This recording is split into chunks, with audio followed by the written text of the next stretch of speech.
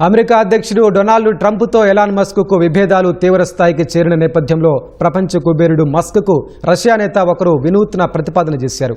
Musk కోరితే తమ దేశంలో రాజకీయ శరణార్థిగా ఉండేందుకు అనుమతిస్తామని ప్రకటించారు. వచ్చే అధ్యక్ష ఎన్నికల్లో డెమోక్రాట్లు గెలవాలని మస్క్ కోరారని ఆయన అభిప్రాయపడ్డారు.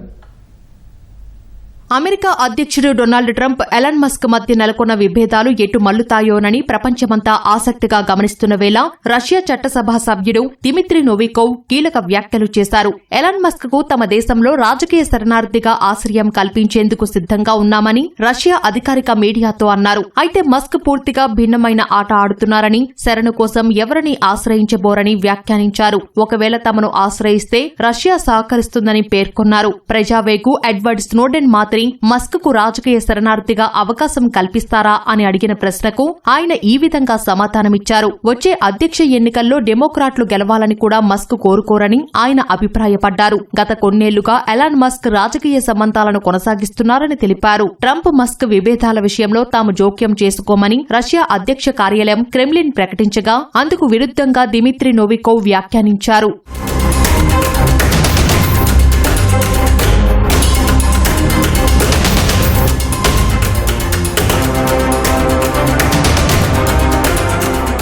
ట్రంప్ మస్క్ల మధ్య నెలకొన్న వివాదంలో జోక్యం చేసుకోమని క్రెమ్లిన్ అధికార ప్రతినిధి దిమిత్రీ పెస్కోవ్ అన్నారు. అది అమెరికా అంతర్గత సమస్య అని, తమకు అందులో జోక్యం చేసుకునే ఉద్దేశం లేదని వ్యాఖ్యానించారు. అమెరికా అధ్యక్షుడే స్వయంగా ఈ సమస్యను పరిష్కరించుకుంటారని తాము ఆశిస్తున్నట్లు తెలిపారు. గత నెలలో ట్రంప్ ప్రభుత్వం తీసుకొచ్చిన బిగ్ బ్యూటిఫుల్ ట్యాక్స్ బిల్లును మస్క్ వ్యతిరేకించారు. దీంతో ఇరువురి మధ్య దూరం పెరిగింది. ఒకరిపై ఒకరు విమర్శలు, ఆరోపణలు చేసుకున్నారు. 80% మంది అమెరికన్లకు ప్రాతినిధ్యం వహించేలా కొత్త పార్టీ స్థాపించడానికి ఇది తగిన సమయమా అంటూ మస్క్ ఎక్స్ లో తన ఫాలోవర్లను ప్రశ్నించడం వివాదాన్ని మరింత రాజేసింది.